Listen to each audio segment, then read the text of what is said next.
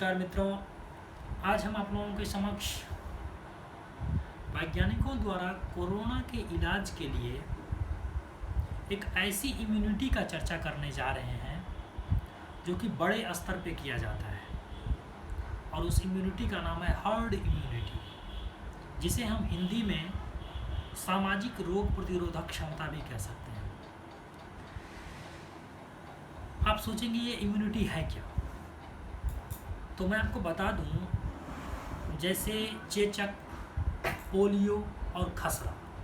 चेचक, पोलियो और खसरा से इलाज के लिए जब इसका वैक्सीन नहीं मिला वैज्ञानिकों से या डॉक्टरों से, तो उन्होंने हर्ड इम्यूनिटी को विकसित किया।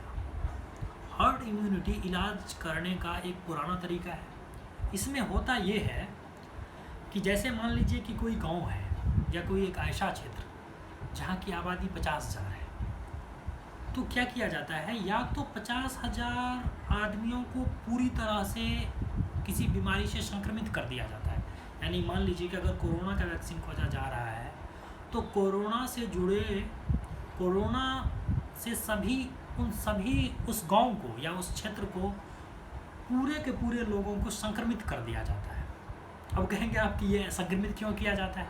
तो संक्रमित इसलिए किया जाता है क्योंकि जब किसी बीमारी से पूरे समुदाय को जब संक्रमित कर दिया जाता है तो वहाँ उस बीमारी के या उस वायरस को और दूसरे जगह फैलाने का मौका नहीं मिलता है, क्योंकि वहाँ ऑलरेडी पहले से ही सभी के सभी लोग संक्रमित हैं।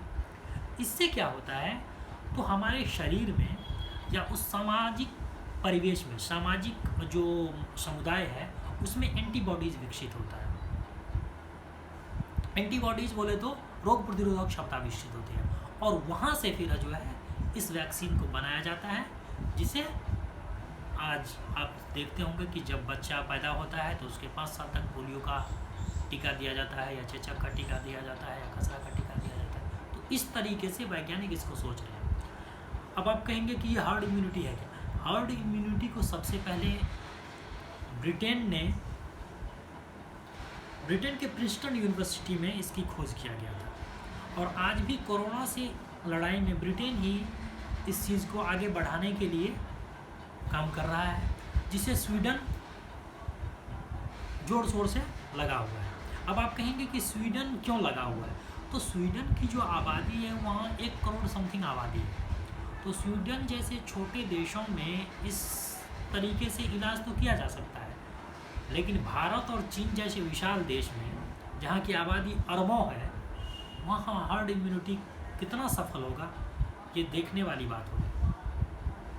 क्योंकि हर्ड इम्यूनिटी से एक तरफ जहाँ लोगों को पूरे समाज को संक्रमित किया जाता है और इसके अभी चूँकि वैक्सीन बने नहीं हैं तो कहीं इसका निगेटिव इफेक्ट न आ जाए, इसीलिए स्वीडन को अमेरिका ने अभी तत्काल प्रभाव से मना कर दिया है, लेकिन फिर भी इसके स्वीडन आगे बढ़ रहा है। हर्ड इम्यूनिटी के साथ साथ ही हमारे वैज्ञानिक प्लाज्मा थेरेपी, उसके बाद कई सारे ऐसे चीज़ों पर काम कर रहे हैं जिससे कि कोरोना से निजात पाया जा सके। लेकिन क्या होता है ये आगे आने वाला समय ही बताएगा। तब तक के लिए नमस्कार। हम आगे फिर आप लोगों के साथ हाजिर होंगे।